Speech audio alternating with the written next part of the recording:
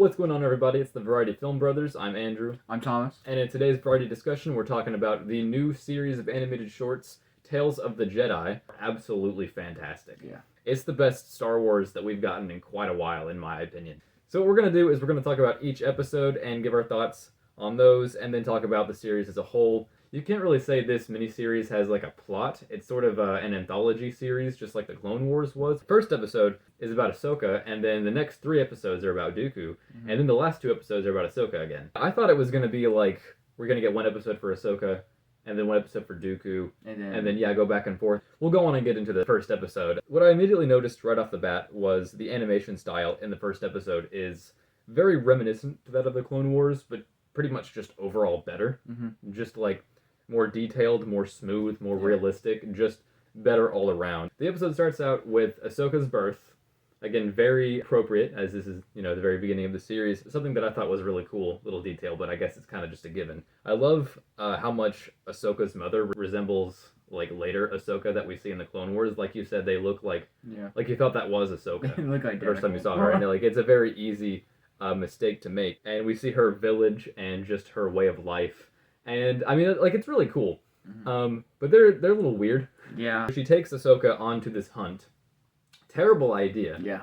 Absolutely awful. They shot it and then watched it die slowly and then stabbed it, which is kind of mean. A little bit. It's a little cruel. It's a little inhumane. Yeah, just a little bit. After the whole letting the animal bleed out and die slowly thing, this tiger, Diego looking cat over here, kidnaps Ahsoka pretty gently, despite being a very mean-looking creature. It also doesn't look that great. No, he looks, I think we said, like, kind of out of place compared to the, like, something about how he moved, or like the texture of his fur or something just looked weird. I don't know, probably nitpicking a little too much there, but he definitely treats baby Ahsoka with a lot of care. Yeah, I'm surprised that he didn't just grab the whole head. Yeah, like, he could have just eaten Ahsoka like a chicken nugget, and that could have been the end of it. Just ate it whole and walked away. This episode, it's really slow paced in a way, and it kind of makes it feel longer than it really is, which is good in a way, I guess, because it pads out that runtime a little bit more. But I thought it was a little bit slow. Yeah. Ahsoka, after being kidnapped, uses the Force. I'm assuming it's like a similar move that Anakin does to that one creature in Attack of the Clones. Does it make sense for Ahsoka to be able to use the Force? Because I understand that, like, you have to be showing, like, skill in the Force. But she's so young. Yeah, she's literally like a year old at that point. I mean, maybe we could say that Ahsoka kind of accidentally used the Force or unintentionally used the Force on the animal. I don't think that's too far out of the realm of possibility. I guess that maybe I would have felt a little bit better about it if they would have at least recognized that later on. Like, I was really expecting to get a scene in either this episode or the next Ahsoka episode where the Jedi find her and, like, pick her up. I really wanted to see that, because we actually haven't gotten to see that in Star Wars, except for the case of Anakin in The Phantom Menace being picked up by Qui-Gon. And we'll get to more Phantom Menace references later on in this show, but I was really looking forward to seeing how, like, this looks under normal circumstances. Yeah. I might have given an extra point for that. Speaking of points, we do have individual ratings for each episode, and then our score for the series overall was calculated by simply just finding the average of all the scores. So what did you give for the first episode of Tales of the Jedi? Give it an 85. I gave it an 82. So we were pretty much in agreement there that this was a good episode. Definitely not the strongest of the show. Starts out very simple, but I thought it was good. I wouldn't say strong, but good. But good. All right, so on to the next episode, episode 2. This is where the show really starts to pick up for me. Dooku's episodes in this are consistently really good. Like, when I say this is the best Star Wars we've gotten in a while, it's Dooku's section of the show that I'm really talking about here. The episode opens up on Count Dooku and Qui-Gon Jinn arriving onto a planet in order to rescue a captured son of one of the senators. And the idea alone of Count Dooku and Qui-Gon Jinn being the protagonists of this episode, like, that already makes this such a good episode. Like, the rest of this episode could have sucked. And as long as Qui-Gon and Count Dooku were the main characters, there's probably nothing you could do to make this episode bad to me while they're the main characters, because we never actually get to see them together in the prequels. They have a couple scenes together in the Clone Wars, I think, but it's very brief stuff.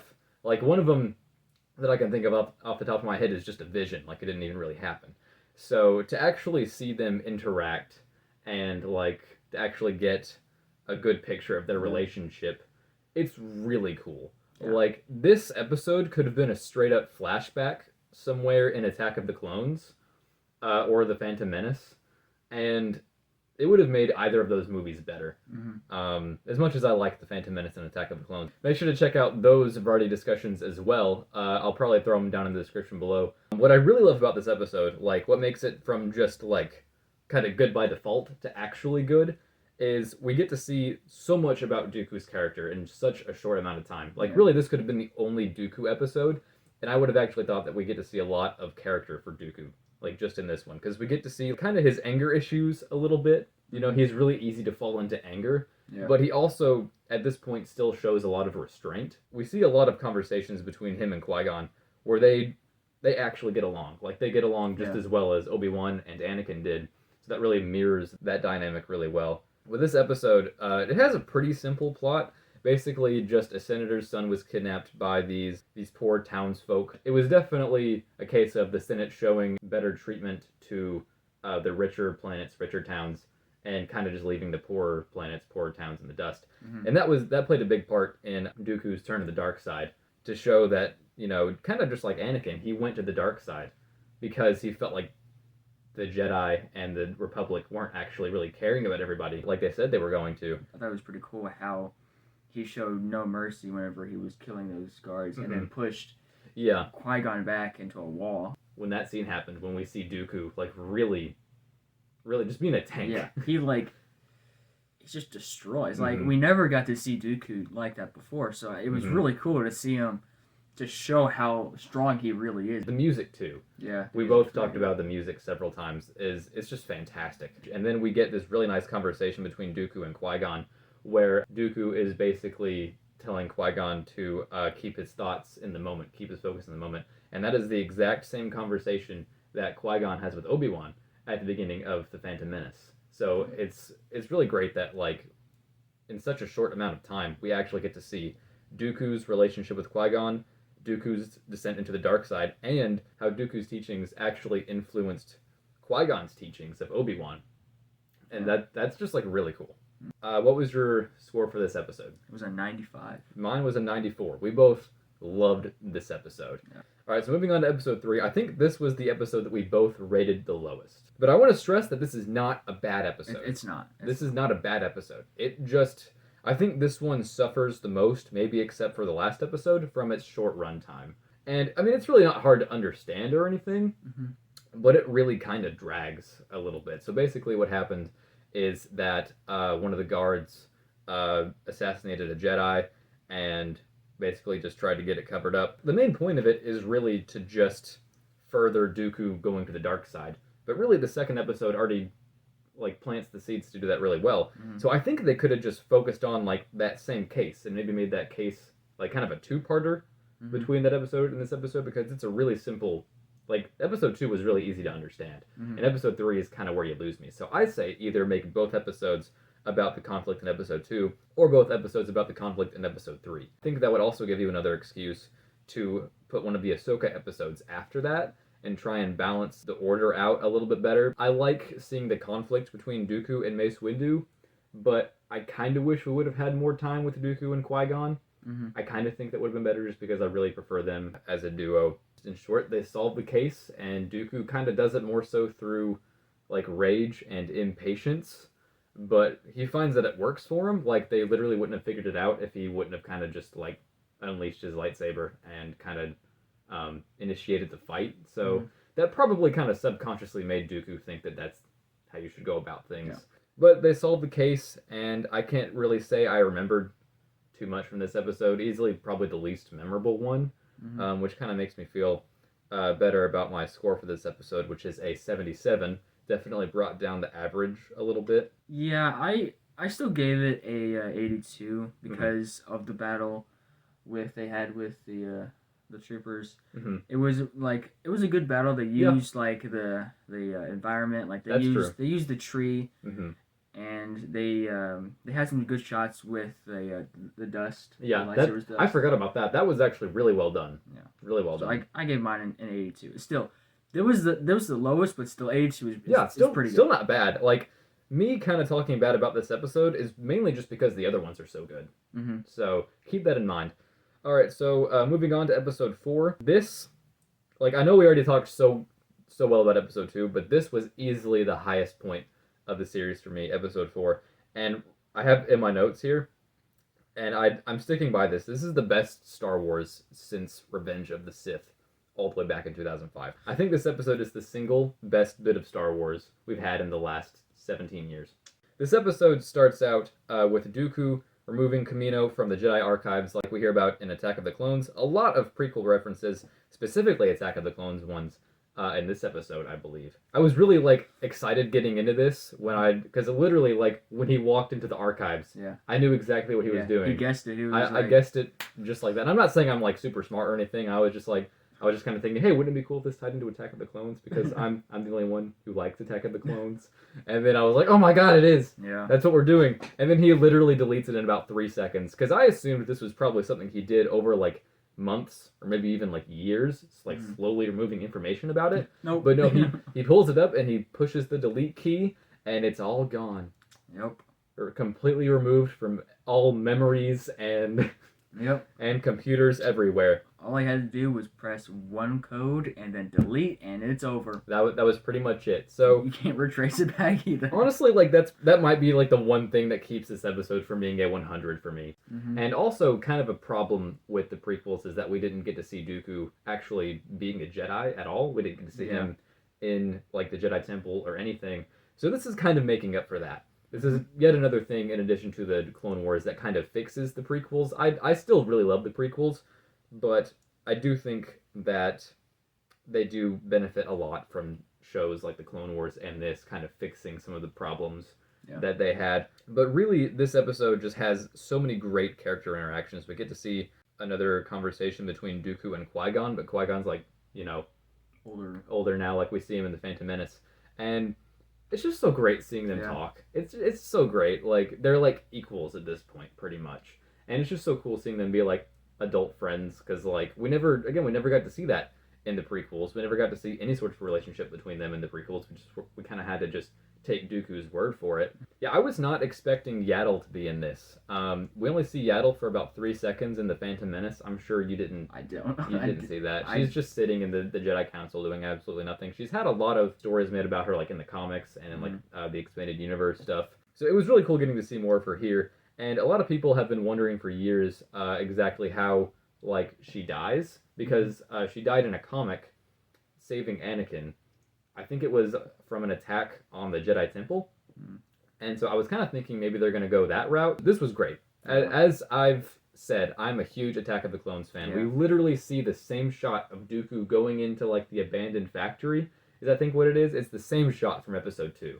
And God, that's one of my favorite shots from Attack of the Clones. But yeah, so basically Yaddle follows Dooku to where we see him talk to Palpatine at the end of Attack of the Clones. Mm-hmm. You literally can't talk about this episode for a sentence without mentioning Attack of the Clones, and that's why I love it so much. And so Yaddle overhears a lot about Dooku and Palpatine, what they've been doing, and you can tell Dooku is still conflicted at this point. And Yaddle makes the decision to not go back to the council and tell everybody what happened, and probably prevent the Clone Wars yet again. That's literally another scenario on top of the 10 already, in which the Clone Wars and the Empire could have been totally avoided if somebody would have just told somebody. I digress. Anyway, I'm actually kind of okay with it this time, despite sounding kind of worked up, because I really do think that she believed Dooku would take her side. Mm-hmm. And she says that. She decides to approach them and be like, Dooku, I still believe you're good. Let's make this a 2v1 and, get him taken care of. But obviously Dooku doesn't go that route. And we get a real, easily the best duel in this series between Yaddle and Dooku. And they kind of fix the Yoda and Dooku duel and from Attack of the Clones, because Yaddle's not flipping around everywhere, crazy. She mainly stays in place. Mm-hmm. She's definitely more agile than you would probably expect. but it's not like the end of Attack of the Clones crazy, Mm-hmm. which I admit, as someone who loves Attack of the Clones, that was a bit much. Yeah. Also, you can also feel the weight of each lightsaber hit Oh yeah, during this, because Yaddle thinks that there's still a little good in him, even though he's fighting her, and Dooku is still kind of conflicted, right, just a little bit. But during the fight with Yoda and Dooku, we all know Yoda is powerful, so we don't really feel that much worried for Yoda. right. And But- he's in the original trilogy, obviously. Yeah. They closed the doors on her. Yeah, I was like, dude, I had my jaw to the floor for like probably 30 seconds. Yeah. I was like, oh my god, did we just do this? To like about a minute later, she lifts up the door and just And this great shot, by the way. she's just caught, and then she falls over because it was a big thing to do, and also gravity and that kind of stuff. Yeah. And then you get this like just really slow but just like so like tense moment where Dooku's just walking up to her, and you kind of know what's going to happen. You're like, this is when he ultimately falls to the dark side. A scene that we kind of skipped over a little bit is the scene where he talks about Qui-Gon's funeral and decides not to go. You really feel the pain in his voice there, like the way he looks at the tree. That he says Qui-Gon loved to look at. See the pain in Dooku's face was really, really good. It's like the last time that Dooku's really in there and that you really feel for him. And like you definitely know a part of him died with Qui-Gon. Like just the same way I think a part of Anakin died with Padme. So like I said, this episode is the best Star Wars since Revenge of the Sith, in my opinion. And it's really kind of a lot like that movie, because we start with the protagonist still being good, but doing questionable things, and then just making mistake after mistake, losing loved ones, and then ending up as someone completely different than they started. God, it's so good. I gave this episode a 97. I give it a 92. If you're on the fence about watching this show, You should. just watch this episode. If you're like, I'm not feeling this, I'm not really feeling this, just watch this episode. If you have to watch one, watch this one. Definitely. All right, we'll stop gushing about it now. Going on to episode 5, this is where the show kind of hits a plateau. It kind of slows down and doesn't really pick up too much after that, in my opinion. So we finally get another Ahsoka episode, and this episode doesn't really stay in a fixed time period. Like the other episodes, they kind of picked a time period. I mean, this one still stays within the Clone Wars, so it is technically the same time period, but it skips between like many different years. So in this episode, we go back to Ahsoka, and she's older, not too much older, like Clone Wars. This is in the middle of the Clone Wars. She's training with little droids that fly around, like Luke did and like the Padawans did. I'm kind of just sick of seeing this, to be honest. Yeah, she passed. So Anakin has her do kind of his own test. Foreshadowing. See, I really liked this at first when like she goes into the room and Rex is there and all that. And Anakin has the clone troopers, in a circle and firing at her. We could already tell where this was going. Yeah. Like, this specific training lesson is what allowed her to survive Order 66. Yeah. And I was already... Because I didn't think most of this episode would focus on that. So I was really digging that. I was like, this is so cool that, like, 3 years earlier we had Anakin training Ahsoka for this exact lesson. And she only had one lightsaber in this lesson. So that really makes you believe that, like, oh, of course she could do it 3 years later when she's much more skilled and has a second lightsaber. Like, so I was like, this is really cool. But then we see her doing the same thing 3 years later, and it's like, okay, well now I don't feel smart anymore. Yeah. Because, like, they're literally 501st troopers that are shooting at her, and I was like, okay, we got this the first time. Like, people were going to realize it the first time. Been training for this for years and years, so she should be able to survive Order 66. Right. Like, it kind of, like, rewatching this episode, and then if you were to rewatch the last Clone Wars episode right after, or not the last one, but the one that she defends herself in Order 66, it's kind of underwhelming, because it's like, well, yeah, we know she's got this. She trained for years. Specifically for... It's like studying, like, an entire year for, like, the Chapter 1 test. Yeah. Like, you had me. I really liked this. And then you kept going. Yeah, again, it's not bad. The main reason I'm talking so bad about this one is because the last one was so good. And again, I think that I would have enjoyed this better if they had it like Ahsoka episode, Dooku episode, Ahsoka episode, Dooku episode, and just had it more evenly split up like that, because it really does Ahsoka's sections of this a disservice when you like throw her origin at the very beginning and then give Dooku's whole story. Yeah. And then go back to Ahsoka, and it kind of just feels underwhelming. Mm-hmm. If we got to see both of those stories build up and then like get to their climax at about the same time, I think that would kind of be a better experience narratively. So my score for this episode was an 80. I gave it an 89 because of the how big Order 66 really was. Mm-hmm. I understand that. All the Order 66 references do make this episode a little bit more important, I suppose. It's going to be a draw for more people to come back and rewatch this one. So moving on to the final episode, episode 6. So this episode opens up with Padme's funeral. Super heartbreaking. This was something that we got to see just a little bit of in Revenge of the Sith, and I was kind of hoping we would get to spend a little bit more time with it here, because like we really get to spend just about as much time with it here as we do in Revenge of the Sith. And I kind of think this would have been a really good opportunity to tie in a little thing from the comics where the Empire held this ceremony, like burning all the lightsabers that they could find. I think it would be really cool if they had that also going on Naboo at the same time as Padme's funeral, but like we have so many more people attending the Jedi lightsaber burning session just to show that like more people are concerned with hate for the Jedi than love for Padme.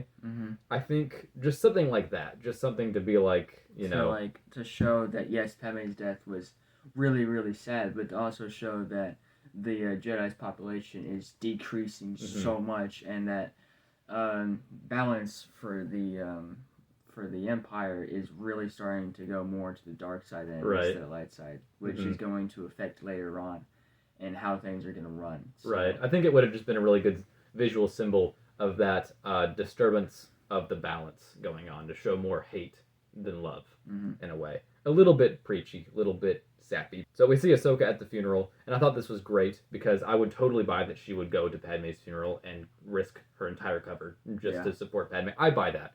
Ahsoka is that type of person. Who's caring. 100%. Yeah. But like we saw in the first episode, right? Yeah, exactly. And that's something that does carry over well. So after we see her escape, she kind of escapes, but it's not really like a chase. It's not very dramatic. That would have been kind of a nice inclusion to kind of bring the tempo up a little bit. But I mean, we do get to see the relationship with what's his name? Bail Organa. Yeah, and Ahsoka as Bail covers up Ahsoka's appearance. That's true. Like Bail Organa, he's a pretty cool guy. He helped out Yoda, helped out Ahsoka, raised Princess Leia. He's pretty cool. Yeah, guy's underrated for sure. But then we cut to Ahsoka's having a farming job. This reminded me a lot of Obi-Wan's meat cutting job in his show, and it kind of makes me like wonder if that's like supposed to be similar, or maybe that was just a coincidence. But they're a lot nicer. That's true. They were a lot nicer than Obi-Wan's coworkers. Yeah. To be fair, Obi-Wan does steal meat. That's true. Obi-Wan is actually not like the best. The plot of this episode is very simple. Like the plot of episode 5, it didn't really have a plot. It just kind of jumped around, which is one reason why I didn't like it. And then the plot of episode 4 is really complicated. They're not really complicated, but you have to understand a lot of things to be on board. But this one is very simple. This one is just, we see Ahsoka at her job, she saves somebody, and she deduces that from having done that, she's a Jedi, and then they talk about it, somebody overhears that, and then calls the cops. Yeah. In this case, the Empire, and they send an Inquisitor. This Inquisitor, I don't know this Inquisitor's name. He's really cool. It's like a crow mixed with a skull. It's like a crow skull demon thing, and it's awesome. It's just sick. Like I want to see more of this species, whatever it is. Ahsoka gets back to the village or whatever, and it's all on fire. And I'm like, oh shit, this is where things are cranking up. This is gonna be sick. And then we see the kid and someone else that ratted her out.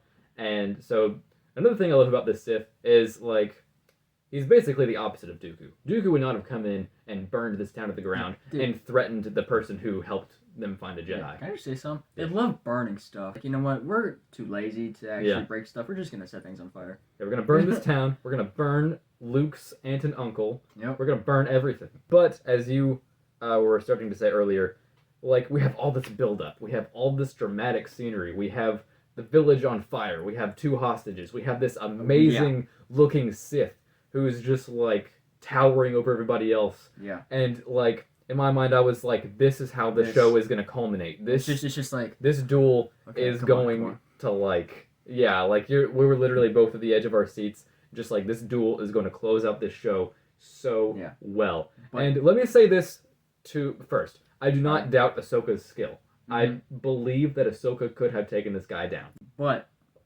as you did notice or did remember that wait, Ahsoka does not have a lightsaber. I remembered it just the last second, and I'm kind of glad that I did.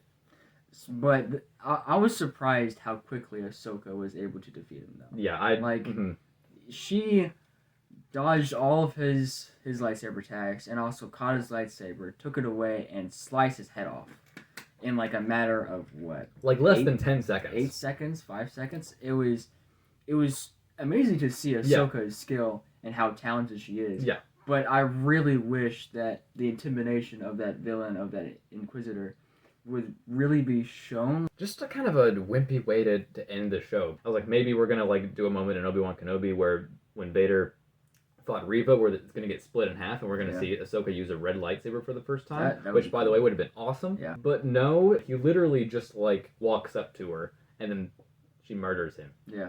And it's like, couldn't have got a little hand to hand at least. But I mean, even though we've been trash talking it, overall this was a good episode. And I have to give it points for introducing that, like, such awesome Sith. Yeah. Whatever. I don't know really his name. Cool. I kind of want to know who was really underneath that mask. I mean, I guess it doesn't matter now. It doesn't matter. No, it doesn't matter now. Yeah. There were good things about this episode. Overall, I gave it another 80. But what was your rating for the episode? It was an 84. So it was around. It was around there. I just really, really liked the look of that Sith. I just thought it's easy to fall into like visual biases in Star Wars because there's so many cool characters. So for our ratings for this show overall, I really wanted to take a mathematical approach to this. We got our average of the scores for each episode. My total, and this seems a little low to me, but I have to stick with it because of some of the problems I have with Ahsoka's episodes as well as the second Dooku episode. My total score for this entire show, Tales of the Jedi Season 1, assuming we're going to get more seasons because I really hope we do, is an 83. But I want to say that is a very satisfying 83. Because I think some people would be like, 83, oh, so you kind of just felt lukewarm on it. No, I actually had a really positive experience with this show overall. It kind of just has a lot of little hang-ups for me. Like a little problems. Yeah, just here and there. Yeah, they just kind of add up a little bit. But I feel solid saying it's an 83, but I wouldn't blame anybody for rating it higher. I gave my average a 88. I still think it is an 88. I think it's really, really good. I didn't know what to expect going into this series. We literally just decided to do this video pretty much on a whim. Like, I was okay with the first episode, but after seeing just that the second episode was mainly about Dooku and Qui-Gon, I was like, this show is going to give us some things that we've never seen before, but really wanted to see. Stuff that the saga needed. And even with episodes 5 and 6, ones that I didn't like as much, there were still awesome things about it. This show understands that taking the characters and the dynamics of those characters, the relationships, because that's what Star Wars is about, and expanding on those, and taking those furthest they can go. Seeing Ahsoka at her highest and Dooku at his lowest.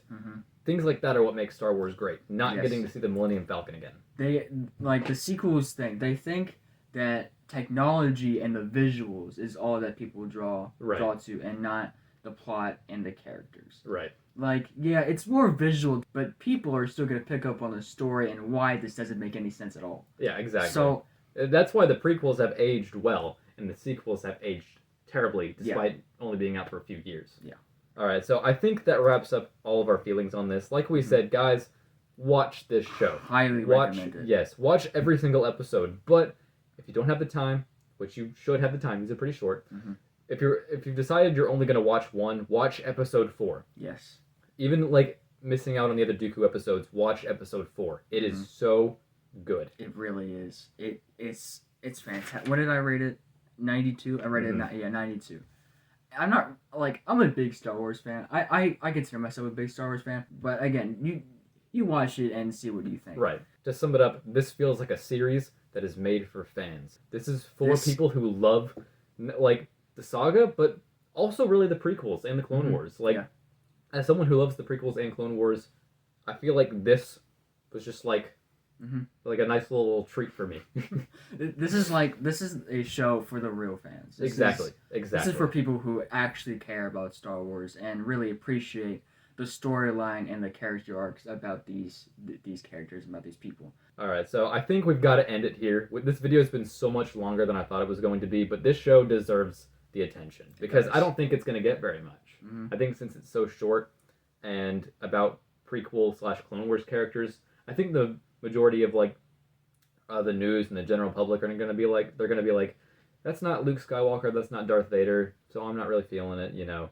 But guys, if you're a real one, check this out. Watch it. You'll love like every second of it. It's great. It's honestly fantastic. All right, thank you guys so much for checking out this video again. Make sure to like and subscribe if you enjoyed the video. And comment down below to join the discussion. Peace.